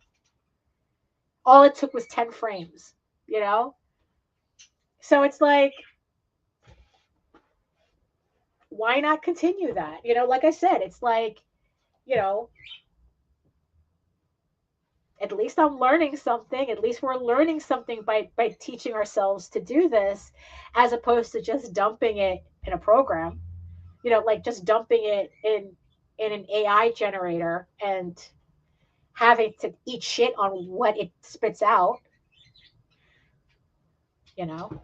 So, like I said, it's like, you know, in the end, it's like I think that as artists, we just going to have to like kind of block, like really, no, I'm seriously, you know, like learn to block all that commentary out, you know, and it's like and pretty much go. It's like, oh, if I'm not important, then you know, okay, I'll see you in 10 years. We'll follow back. you know. You know, because like the one thing that I really thought about is that when the general population is using, you know, AI for everything, what are rich people going to start collecting and making valuable in response? You know, because, you know, rich people, they love doing whatever the opposite, the hoi polloi is doing, right? Because they need to keep that separation, right? They need what's going to be is original art going to be the next status symbol? You know, if broke people cannot afford artwork, then it stands to chance that artwork will be the status symbol. You know, having original artwork is going to be the status symbol. Being able to pay an artist is going to be a status. We never get out of the patron system, do we? We never get out of that. You know, that it's like when everyone's using AI, it's the person who's able to keep a stable of artists working. That's going to be the new status symbol because that's how this shit works. Oh, only poor people use AI. You know, Yeah, we can laugh about it now, but that's exactly that's going to happen. That's exactly what's going to happen. You know, that's exactly what's going to happen. You know, so we'll circle back in 10 years, see what happens. Oh my goodness. So hold on, let me just put myself together back again. Hold on. Okay, so that's correct and that's correct. Okay. I was just, you know, it's a little awkward moving everything between the two screens, but oh my god. Oh, you did what kind of like that? What we were talking, me and HR were talking about before, about doing the little Hanna Barbera animations because it's very limited, and it's kind of like easy to pick up, you know. That's funny. You should show that the next on Saturday. Well, when you do your stream with Sam, you know, um, so we can see it. Oh my goodness! Wow, that was ridiculous. But we had fun. In the end, that's the important thing, right? That's the important thing with these. Oh my god. Oh, by the way, did I ever show you this guy? Remember, I know that I told the story about like how I spent a month trying to get the stupid Labubus, and now it's like you could just go to the store, go to the Pop Mart and just pick one up. It's dead. They're dead, right?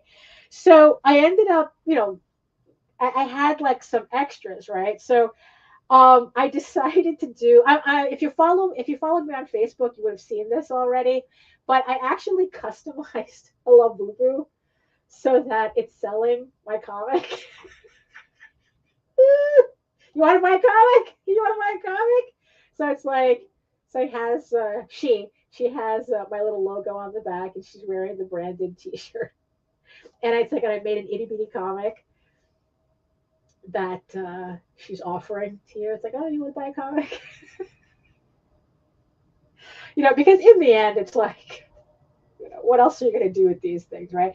And you know what? I'm actually looking forward to going to a convention so I can just like wear it on a lanyard. Like Labubu who wants to sell you a comic.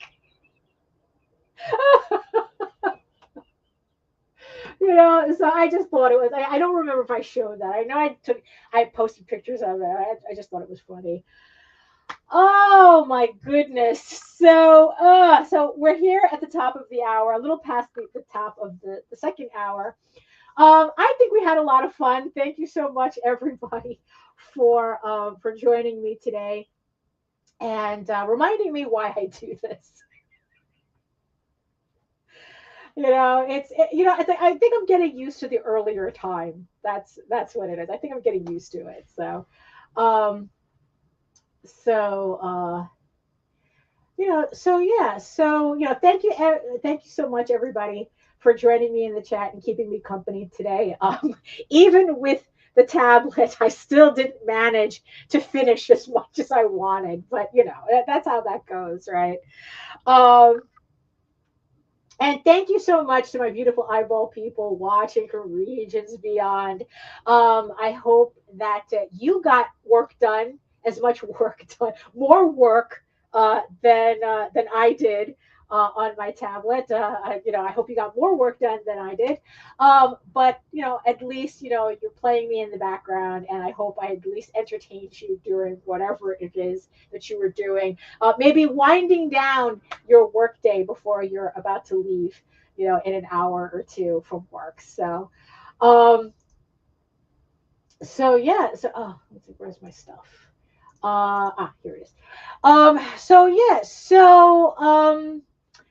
So yeah, so if you want to learn more about me and my artwork and my campaigns and all that other fun stuff, you can head on over to my main portfolio site at egoworks.com, EGOWORKS, where you can read Ego Raven, Heir of the First Unicorn for free. And remember that issue 12 is on Kickstarter on pre-launch right now, and the link is in the chat. There's also a link tree in the comments that has a link to the pre-launch as well. So make sure you click on that so that you get notified when the campaign goes live, when I finally finish the issue. But if you prefer your fantasy to be more of a furry Lord of the Rings adventure, you can follow the link on the website to Tall Tales, TAILS online.com, and you can read the archive there, which has the entirety of the Thieves Quest story arc. We have, and more of the, we have the Peacekeepers on there. We have the one-shots on there. We have the new Tears of the Mother story arc there. I'm still missing 2 issues of that. I'm looking to finish those 2 issues sometime next year so we can get that story arc finished. But in the meantime, there's probably over 1,000 pages worth of stuff in the archive for you to check out. And also, while you're on my website, oh, I don't have it here. Okay. While you're on my website, make sure you don't forget to sign up for my newsletter, where you can keep up to date with all of my new art and sketchbooks, comics, Kickstarters. And you also get a free PDF comics bundle for joining. You get to try out Ego Raven for free. You get to try out Tall Tales for free. And you also get to try out the Oswald Chronicles for free. Just for signing up for my newsletter. So if you want to keep up to date with everything that's going on. So thank you so much again, everybody, for joining me.